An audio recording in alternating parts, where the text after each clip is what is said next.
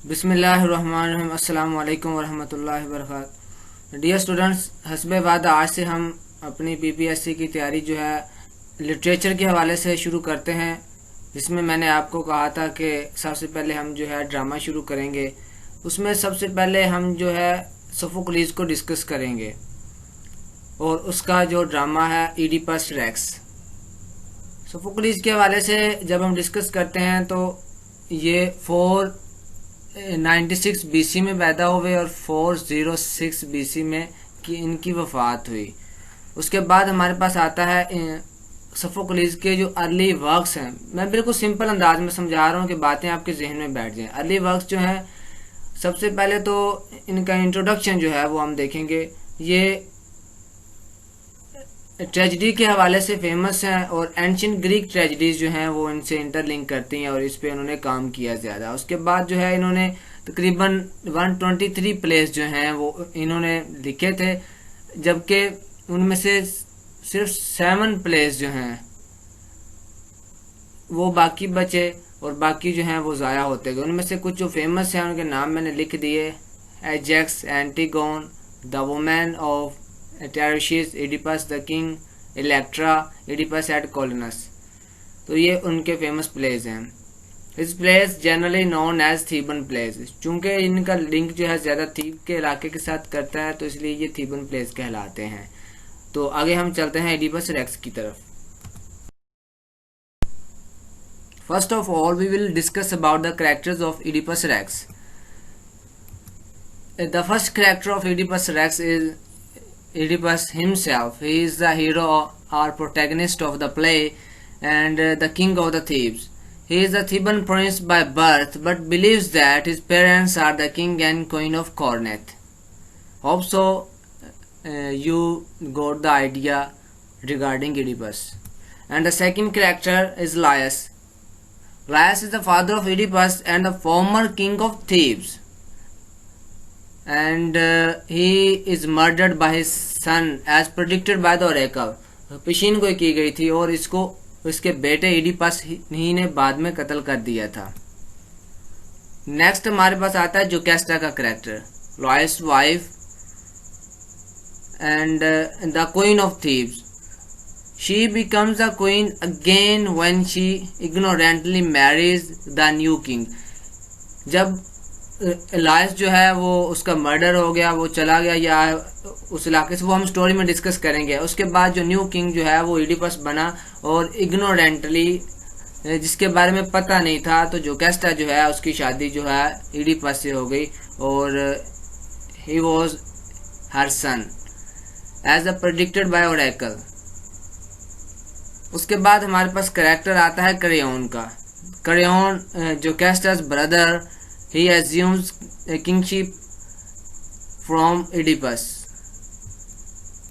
अगस्मीने जो है Oedipus Elder daughter जो है, और उसके बाद हमारे पास आ जाएगा Antigone and she was the second daughter of Oedipus. Next हमारे पास जो है ये बहुत इंपॉर्टेंट कैरेक्टर है Tiresias. Tiresias basically blind prophet, इसके लिए वर्ड यूज होता है और ये legendary blind prophet who is accused by Oedipus.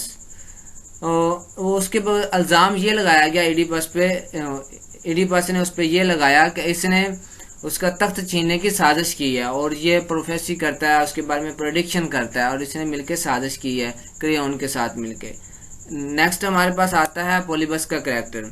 ये कॉर्नेथ का किंग है और इसके बारे में ये समझा जाता था कि ये इडिपस का जो है बाप है, उसका फादर है।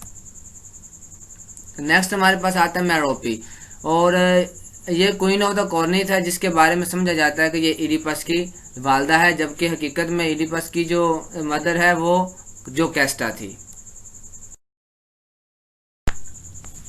जी हमारे पास सबसे पहले आता है प्लेसेस। प्लेसेस के अंदर हमारे पास आता है हेलिकन।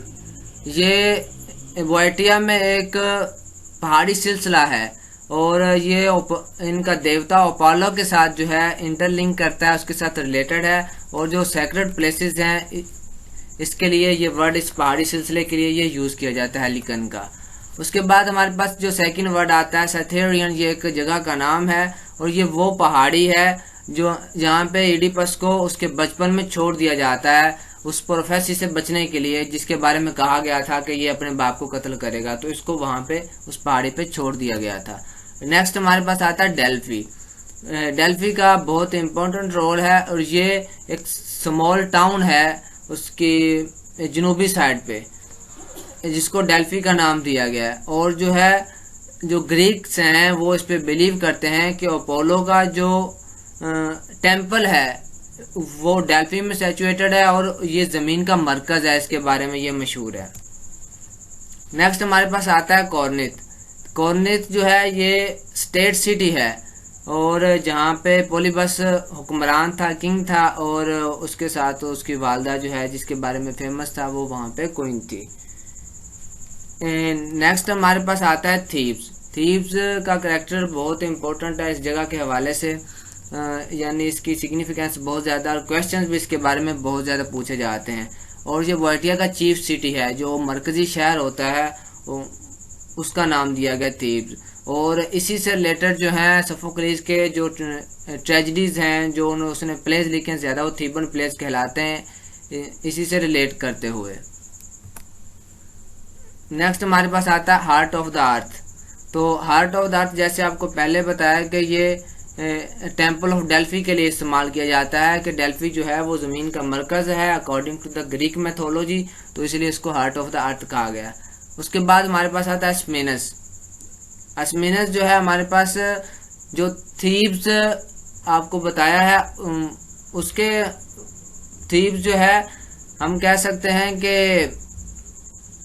एक शहर है जो स्टेट है और जो जिस दरिया के किनारे वाक़ है वो एस्मिनस है। एस्मिनस का जो किनारा है वहाँ पे जो शहर वाक़ है वो थीब्स है और जो दरिया है उसको एस्मिनस कहा जाता है।